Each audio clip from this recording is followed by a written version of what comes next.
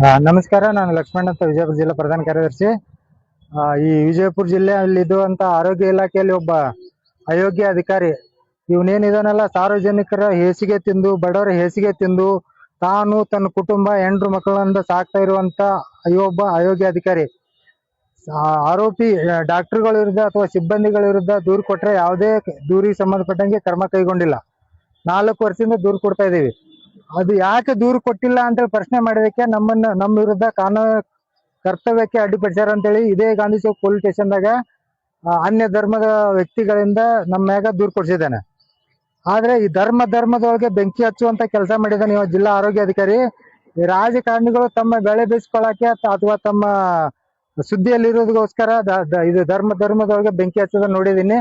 ಆದ್ರೆ ನಮ್ಮ ವಿಜಯಪುರ ಜಿಲ್ಲೆದೊಳಗೆ ಇಂಥ ಕೀಳ್ಮಟ್ಟದ ಏನು ಗಟ್ಟರದಾಗ ಬೀಳುವಂತ ಹಂದಿ ಅಂತ ಮನಸ್ಥಿತಿ ಇರುವಂತ ಜಿಲ್ಲಾ ಆರೋಗ್ಯ ಅಧಿಕಾರಿ ತನ್ನ ಪ್ರಕರಣದಿಂದ ಬಚಾವಾಗಲು ಮತ್ತು ಆರೋಪಿಗಳನ್ನ ರಕ್ಷಣೆ ಮಾಡೋದಕ್ಕಾಗಿ ಹಿಂದೂ ಮುಸ್ಲಿಂ ಅನ್ನೋ ಧರ್ಮದೊಳಗೆ ಬೆಂಕಿ ಹಚ್ಚಿ ಕೆಲಸ ಮಾಡಿದಾನೆ. ಆ ವಿಷಯ ಕುರಿತು ಇಲ್ಲಿ ಗಾಂಧಿ ಚೌಕ್ ಪೊಲೀಸ್ಗೆ ನಾವು ದೂರು ಕೊಟ್ರೆ ಆ ಧರ್ಮದ ವಿರುದ್ಧ ಧರ್ಮದೊಳಗೆ ಬೆಂಕಿ ಹಚ್ಚಿ ಕೆಲಸ ಮಾಡ್ಯಾನ ಅಂತೇಳಿ ನಿಮ್ ಕಡೆ ಏನ್ ಪ್ರೂಫ್ ಐತಿ ಅಂತ ಇವರು ನಮಗೆ ದಾಖಲೆ ಕೇಳ್ತಾ ಇದಾರೆ. ಆದ್ರೆ ಕರ್ತವ್ಯಕ್ಕೆ ಅಡ್ಡಿಪಡಿಸಿದಾನ ಅಂತ ಹೇಳಿದ್ರಿಂದ ಆವ ದೂರು ಕೊಟ್ಟಾಗ ಇವ್ರ ಬಳಿ ಯಾವ ದಾಖಲೆ ಕೊಟ್ಟವ, ನಾವು ಕರ್ತವ್ಯಕ್ಕೆ ಅಡ್ಡಿಪಡಿಸಿದ ಅನ್ನೋದಕ್ಕೆ ಈ ಪೊಲೀಸರು ಏನು ದಾಖಲೆ ಇಟ್ಕೊಂಡು ನಮ್ಮ ಮ್ಯಾಗೆ FIR ಮಾಡಿದ್ರು. ಅಂದ್ರೆ ಟೋಟಲ್ ಪೊಲೀಸ್ ಇಲಾಖೆನೂ ಸೇರಿದಂತೆ ಇಲ್ಲೆಲ್ರು ಕಳ್ರಿ ಅದಾರ. ನೀವು ಕಳ್ಳತನ ಮಾಡ್ರಿ, ನಿಮ್ಮ ವಿರುದ್ಧ ಏನಾದ್ರು ಬಂದ್ರೆ ನಾವು ರಕ್ಷಣೆ ಮಾಡ್ತೀವಿ ಅನ್ನೋ ಮಟ್ಟಕ್ಕೆ ಪೊಲೀಸರು ಅದಾರ. ಈಗ ಇಲ್ಲಿ ಉದಾಹರಣೆಗೆ ಹೇಳ್ಬೇಕಂದ್ರೆ ಕರ್ತವ್ಯಕ್ಕೆ ಅಡ್ಡಿಪಡಿಸೋ ಅಂತೇಳಿ ಅವನೇ ನಮ್ಮ ವಿರುದ್ಧ ದೂರು ಕೊಡ್ಬೇಕಾಗಿತ್ತು. ಅವನ ಕರ್ತವ್ಯಕ್ಕೆ ನಾವು ಅಡ್ಡಿಪಡಿಸಿದ್ರ. ಆದ್ರೆ ಇನ್ನೊಬ್ಬ ಅನ್ಯ ಧರ್ಮದ ವ್ಯಕ್ತಿಯಿಂದ ಕರ್ತವ್ಯಕ್ಕೆ ಅಡ್ಡಿಪಡಿಸ್ಯಾರ ಅಂತ ದೂರು ಕೊಡೋ ಅವಶ್ಯಕತೆ ಇರಲಿಲ್ಲ. ನಾವು ಈಗ ಸದ್ಯಕ್ಕೆ ಆ ದೂರು ಕೊಟ್ಟಂತ ವ್ಯಕ್ತಿ ವಿರುದ್ಧ ನಾವು ಮಾತಾಡಿದ್ರೆ ಆ ಸಮಾಜದವರು ನಮ್ಮ ವಿರುದ್ಧ ಎದ್ದು ನಿಂದಿರ್ತಾರೆ. ಇವ್ರು ಪೊಲೀಸರು ಏನಂತಾರ, ಅಂತ ಇನ್ಸಿಡೆಂಟ್ ಏನ್ ನಡೆದೈತಿ ಅಂದ್ರೆ ಪೊಲೀಸರ ಉದ್ದೇಶ ಏನಂದ್ರೆ ಧರ್ಮದೊಳಗ ಮೊದಲು ಬೆಂಕಿ ಹತ್ತಬೇಕು, ಹೊಡೆದಾಟ ಬಿಡಬೇಕಾಗಬೇಕು, ಒಂದ್ 2-3 ಹೆಣ ಬೀಳ್ಬೇಕು, ಆಮ್ಯಾಗ ನೀವು ನಮ್ಮ ಹತ್ರ ಬರ್ರಿ ಕಂಪ್ಲೇಂಟ್ ತಗೋತೀವಿ ಅನ್ನೋ ಮಾತ್ರ ಇಲ್ಲಿ ಗಾಂಧಿ ಚೌಕ್ ಪೊಲೀಸರು ಮಾತಾಡಿದ್ರು.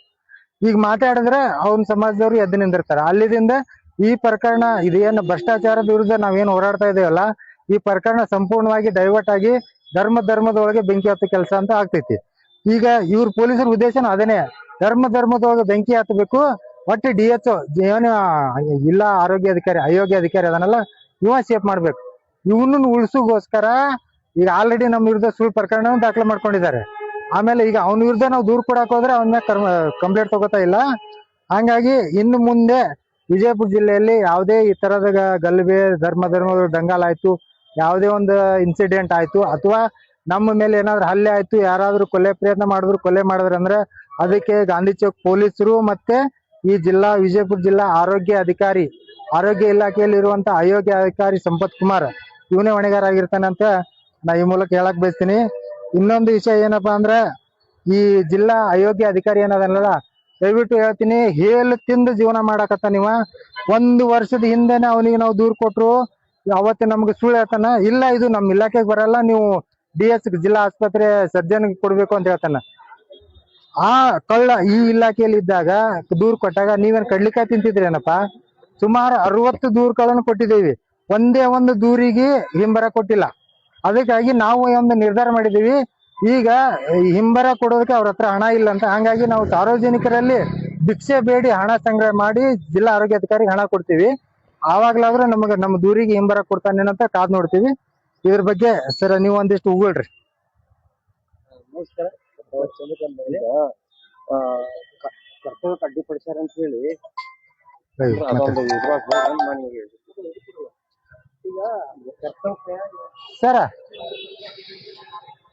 ಸರ ಕಂಪ್ಲೇಂಟ್ ತಗೊಂಡಿಲ್ರಿ ಸರ್?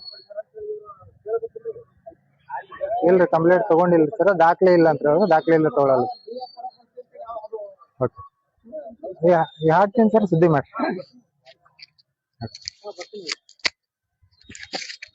ಪೋಸ್ಟ್ ಆಫೀಸ್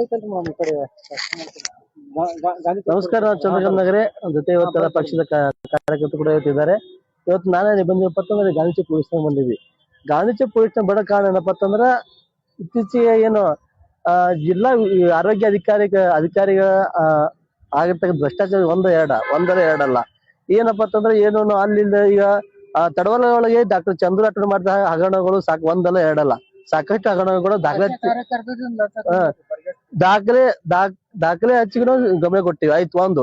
ಇನ್ನೊಂದು, ಆಶಾ ಕಾರ್ಯಕರ್ತೆಯಿಂದ ಸಂಬಳ ಬಂದಿದ್ದಕ್ಕೆ ಅವ್ರಿಂದ ಲಂಚ ತಗೊಂಡಿದಾರ, ದಾಖಲೆ ಸಮೇತ ದೂರು ಕೊಟ್ಟಿದೀವಿ. ಎರಡು, ಆಮೇಲೆ ಈಗ ಬಡೋಲ್ ವೈದ್ಯಾಧಿಕಾರಿಗಳು ಸರಿಯಾಗಿ ಕರ್ತವ್ಯಕ್ಕೆ ಬರಂಗಿಲ್ಲ, ಕರ್ತವ್ಯಕ್ಕೆ ಬರದೇನೆ ದಿನಾಲು ಮನೆಯಲ್ಲಿ ಎಂಜಾಯ್ ಮಾಡ್ಕೋತ ಸಂಬಳ ತಗೋತಾನ. ದಾಖಲೆ ಹಚ್ಚಿ ಕೊಟ್ಟ ಸುಳ್ಳು ವರದಿ ನೀಡಿದಾರ ನಮಗೆ. ಏನಂತಂದ್ರೆ ಇವರು ಸರಿಯಾಗಿ ಕರ್ತವ್ಯಕ್ಕೆ ಬರ್ತಾರ ಅಂತ ಸುಳ್ಳು ವರದಿ ನೀಡಿದಾರ. ಬಟ್ ಸರಿಯಾಗಿ ಕರ್ತವ್ಯಕ್ಕೆ ಬರೋದಿಲ್ಲ, ಬಂದೇ ಇಲ್ಲ. ಅದ್ರ ವಿಷಯವಾಗಿ ನಾವು ಇಲ್ಲಿ DH ಸಾಹೇಬ್ ಕಚೇರಿ ಕೇಳಿದಾಗ ಇವರು ಸರಿಯಾಗಿ ಕರ್ತವ್ಯ ಬರೋದು DH ಸಿಬ್ಬಂದಿ ನಮ್ಗೆ ಹೇಳಿದ ಆ ವಿಡಿಯೋ ಹತ್ರ ಇದಾವ.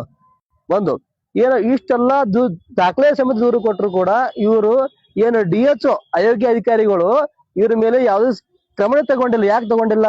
ಇವ್ರು ಲಂಚಕ್ಕೆ ಲಂಚದ ಆಸೆ ಇವ್ರ ಮೇಲೆ ಏನಾದ್ರು ಲಂಚ ತಗೊಂಡು ಸುಮ್ನೆ ಆದ್ರ? ಆಯ್ತು, ಓಕೆ. ಈಗ ನಾವು ಇದನ್ನೆಲ್ಲ ಪ್ರಶ್ನೆ ಮಾಡೋದಕ್ಕೆ ನಾವು ಮತ್ತೆ ಪಕ್ಷದ ಸೇರಿ ಕಚೇರಿ ಹೋದಾಗ ಪ್ರಶ್ನೆ ಮಾಡಿದಕ್ಕೆ ನಮ್ಮ ಮೇಲೆ ಏನಪ್ಪಾ ಅಂತಂದ್ರೆ ಇವರು ಮಾಡಿದ ಆರೋಪ ಎಂತ ಗೊತ್ತಾ? ಇವರು ನಮಗೆ ಕರ್ತವ್ಯಗಡ್ಡಿ ಮಾಡಿದಾರೆ ಅಂತೇಳಿ ಸುಳ್ಳು ಕೇಸ್ ಹಾಕಿದಾರ. ಅದು ಯಾರು ಹಾಕಿದಾರೆ ಅಂತಂದ್ರೆ ನಾವು ಕರ್ತವ್ಯ ಕೇಸ್ DH ಕರ್ತವ್ಯ ಕೇಸ್ ಮಾಡಿದ್ರೆ DH ಮೇಲೆ ಪ್ರಕರಣ ದಾಖಲೆ ಮಾಡಬೇಕಾಗಿತ್ತು. DH ಯಾಕೆ ಪ್ರಕರಣ ದಾಖಲೆ ಮಾಡ್ಲಿಲ್ಲ? ಆಯ್ತು, ಅವ್ರು ಏನ್ ಸೂಪ್ರಿಡೆಂಟ್ ಅಂತ ಅವತ್ತು ನನ್ ತಿಳಿದ ಪ್ರಕಾರ ಅವತ್ತು ನಾವು ಪ್ರಶ್ನೆ ಮಾಡೋದನ್ನ ಸೂಪ್ರಿಡೆಂಟ್ ಇರ್ಲಿಲ್ಲ. ನನ್ನ ಪ್ರಕಾರ ಅವ್ರು ಇರ್ಲಿಲ್ಲ. ಬಟ್ ಅವ್ರಾಗಿ ನಮ್ಮ ಮೇಲೆ DH ಅವರಿಗೆ ಕರ್ತವ್ಯ ಕೇಸ್ ಆಗಿದೆ ಅಂತ ಹೇಳಿ ಇವರು ಇಲ್ಲಿ ಗಾಂಧಿ ಚೌಕ್ ಪೊಲೀಸಿನಲ್ಲಿ ನಮಗೆ ದೂರು ಕೊಡ್ತಾರೆ. ದೂರು ಕೂಡ ಇಲ್ಲಿ FIR ಕೂಡ ಆಗಿರ್ತದೆ, ಸುಳ್ಳು ದೂರು ಕೂಡ ಆಗಿರ್ತದೆ. ಇಲ್ಲಿ ಇವರು ನಾವು ಕೊಟ್ಟ ದೂರಿಗೆ ಸರಿಯಾಗಿ ಸ್ಪಂದನೆ ಮಾಡಿದ್ರೆ ಕ್ರಮ ತಗೊಂಡ್ರೆ ನಾವಾಗ DH ಪ್ರಶ್ನೆ ಮಾಡ್ತಿದೀವಿ, ಪ್ರಶ್ನೆ ಮಾಡ್ತಿರ್ಲಿಲ್ಲ. ಏನಪ್ಪಾ ಅಂತಂದ್ರೆ ಒಟ್ಟಾರೆ ಹೇಳ್ಬೇಕಾದ್ರೆ ಇಡೀ ವಿಜಯಪುರ ಜಿಲ್ಲಾ ಆರೋಗ್ಯ ಅಧಿಕಾರಿಗಳ ಕೇಳ ಇಡೀ ಭ್ರಷ್ಟಾಚಾರ ಒಡೆಯ ಅಂತ ಒಂದು ಅವ್ರಿಗೆ ನಾಮಪತ್ರ ಮಾಡಿ ಭ್ರಷ್ಟಾಚಾರ ಒಡೆಯ ಯಾರು ಕೇಳಿದ್ರೆ ಇಡೀ ನಮ್ಮ ವಿಜಯಪುರ ಜಿಲ್ಲಾ ಆರೋಗ್ಯ ಅಧಿಕಾರಿ ಹೆಸರು ಹೇಳ್ತೀನಿ, DHO ಗುಣಾರಿ ಅಂತೇಳಿ, ಸಂಪತ್ ಕುಮಾರ್ ಗುಣಾರಿ. ಅವರು ಮಾಡ್ತಕ್ಕಂಥ ಭ್ರಷ್ಟಾಚಾರ ಒಂದಲ್ಲ ಎರಡಲ್ಲ. ಎಲ್ಲಿ ನೋಡು, ಈ ಹಿಂದೆ ಸಿಂದಗಿರ ಒಂದು ಬಾಣಂತಿಗ ಸಾವಾಯ್ತು, ಅದಕ್ಕೂ ಇವರೇ ಕಾರಣ. ಯಾಕೆ ವೈದ್ಯರು ಸರಿಯಾಗಿ ಕರ್ತವ್ಯ ಬರ್ತಾರಿಲ್ಲ, ಕೆಲಸ ಮಾಡ್ತಾರೆ ನೋಡಿದ್ರೆ ಇದೆಲ್ಲ ಯಾಕಾಗ್ತಿತ್ತು? ಸಿಂದಗಿಯಲ್ಲಿ ಒಂದು ಬಾಣಂತಿ ಮತ್ತು ಮಗುವಿನ ಸಾವಾಯ್ತು, ಅದಕ್ಕೆಲ್ಲ ಯಾವ ಹೊಣೆಗಾರರು? ಇದೇ DHO ಹೊಣೆಗಾರರು. ಇನ್ನೊಂದು ಹೇಳ್ತಾರೆ, ನಮ್ಮ ಮೇಲೆ ಸುಳ್ಳು ಪ್ರಕರಣ ದಾಖಲಿಸಿದ್ರು, ಅದು ನಮ್ಮ ಮೇಲೆ.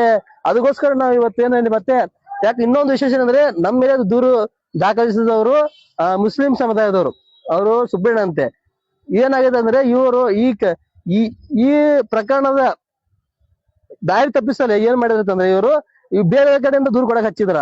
ಅವರು ಸಂಬಂಧ ಇಲ್ಲ, ಅವ್ರ ಕಡೆಯಿಂದ ದೂರು ಕೊಡಕ್ ಹಚ್ಚಿದಾರೆ ಇವರು. ಏನಂದ್ರೆ ಈ ಧರ್ಮ ನಡುವೆ ಜಗ ಹಚ್ಚುವಂಥದ್ದು. ಯಾಕಂತಂದ್ರೆ ಈಗ ದೂರು ಕೊಟ್ಟಿದ್ದಾರೆ, ಇವ್ರ ಮೇಲೆ ನಾವೇ ಪ್ರಶ್ನೆ ಮಾಡಿದ್ರೆ ನಮ್ಮ ಮೇಲೆ ಇವರು ದೂರು ಕೊಡಬಹುದು, ಅವ್ರ ಸಮಾಧಾನ ಬಂದು ದೂರು ಕೊಡಬಹುದು, ಹಲ್ಲೆ ಮಾಡಬಹುದು. ಅದನ್ನ ನಾವು ದಾಖಲೆ ಇಲ್ಲಿ ದೂರು ಕೊಡಕ್ ಬಂದ್ರೆ ಗಾಂಧಿ ಪೊಲೀಸ್ ಸ್ಟೇಷನ್ ಏನ್ ಮಾಡ್ತಾರೆ ಅಂದ್ರೆ ಅವ್ರು ಏನೋ ಧರ್ಮ ಬೆಂಕಿ ಹಚ್ಚಿದ್ದು ದಾಖಲೆ ಬೇಕಂತ ಇವರಿಗೆ. ನಾವು ಅವ್ರಿಗೆ ಕರ್ತವ್ಯ ಕೇಸ್ ದಾಖಲೆ ಏನ್ ಕೊಟ್ಟರು ಇವರಿಗೆ? ಪೊಲೀಸ್ ಸ್ಟೇಷನ್ ಅವ್ರಿಗೆ ಏನ್ ಕೊಟ್ರು ಬೇಕಲ್ಲ. ಇವರು ಅಧಿಕಾರಿಗಳಿಗೆ ರಕ್ಷಣೆ ಮಾಡುವಂತ ಇದು ಪೊಲೀಸ್ ವ್ಯವಸ್ಥೆ ಅಂದ್ರೆ ನಮ್ಗೆ ನಾಚಿಕೆ ಬರ್ಬೇಕು. ಯಾಕೆ ಇಂಥ ಕಾನೂನು ವ್ಯವಸ್ಥೆ ನಾವು ಇರ್ತಿದೀವಿ? ಯಾಕೆ ಅಂದ್ರೆ ಅಧಿಕಾರಿಗಳು ಒಂದು ಕಾನೂನು, ನಮ್ಮೊಂದು ಕಾನೂನ. ಹಾಗೆ ಇಲ್ಲಿ ಪೊಲೀಸ್ ಅಧಿಕಾರಿಗಳು ಕೂಡ ಅವರಲ್ಲಿ ಶಾಮೀಲ್ ಆಗಿರ್ಬೋದು ಅನ್ಸುತ್ತ. ಹಾಗೆ ನಾವು ವಿಜಯಪುರದ ಜಿಲ್ಲೆಯಲ್ಲಿ ಯಾವ್ದಾದ್ರು ಇದೆ ಧರ್ಮ ಜಗಳ ಆಯ್ತು, ಹೊಡೆದೇ ಆಡ್ದು, ಕೊಲೆ ಆಯ್ತು, ಇವರೇ ಕಾರಣ. ಎಲ್ಲಾ ಕೊಲೆ ಆದ್ಮೇಲೆ ಇವರು ಪ್ರಕರಣ ದಾಖಲೆ ಮಾಡ್ಕೋತಾರ. ಹೀಗಾಗಿ ನೋಡೋಣ ಇದಕ್ಕೆ ಮುಂದೆ ನಾವು ಇದಕ್ಕೆ ಮುಂದೆ ಏನ್ ಫೇಸ್ ಮಾಡ್ತೀವಿ, ಮುಂದೆ ಏನ್ ಮಾಡ್ತೀವಿ, ಮತ್ತೆ ನಿಮಗೆ ಮುಂದಿನ ಲೆವೆಲ್ ಬಿಡ್ತೀನಿ. ನಮಸ್ಕಾರ.